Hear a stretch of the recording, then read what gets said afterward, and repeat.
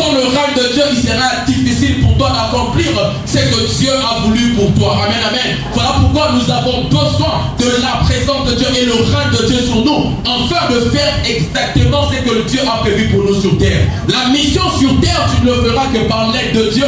Et parmi les choses qui va garantir ta mission, c'est quand tu es accompagné de sa présence et quand tu es accompagné de son règne. Alléluia.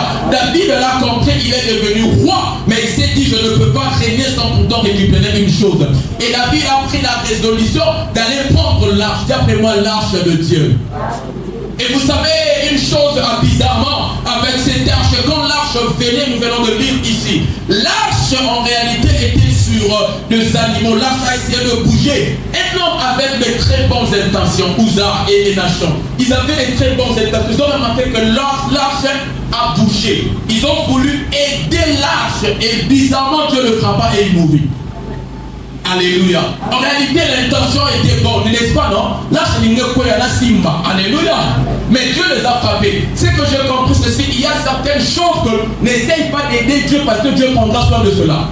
Alléluia. Quand tu reconnais que la volonté de Dieu est installée sur une chose, n'aide pas Dieu parce que Dieu lui-même, il est tellement responsable. Voilà pourquoi méfie-toi de combattre tout ce qui est approuvé par Dieu. Amen, amen. Méfie-toi de combattre quand là où il y a la volonté de Dieu parce que Dieu prendra soin de toi. Tant que tu ne maîtrises pas, laisse Dieu faire les choses avec lui. Surtout pour le serviteur. On a tendance à te dire le mot. Tu es serviteur, même tu ne connais pas, mais tu dis frère.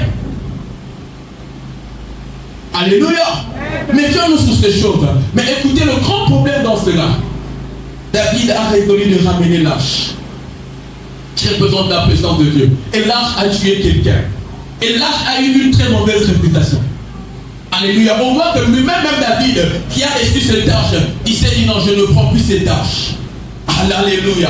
Ça a eu une très mauvaise réputation parce que ça a tué quelqu'un. Je sais aujourd'hui comment est-ce que être chrétien est devenu quelque chose de honteux. Je te comprends quand les gens nous parlent, quand les gens nous critiquent. Parce qu'en réalité, quand ils nous voient, nous, on ne reflète pas réellement la vie chrétienne. Voilà pourquoi nous sommes attaqués et nous sommes combattus. Alléluia. Mais j'aimerais te dire, même si ça a tué Uza, il y a encore quelque chose de meilleur qui arrive.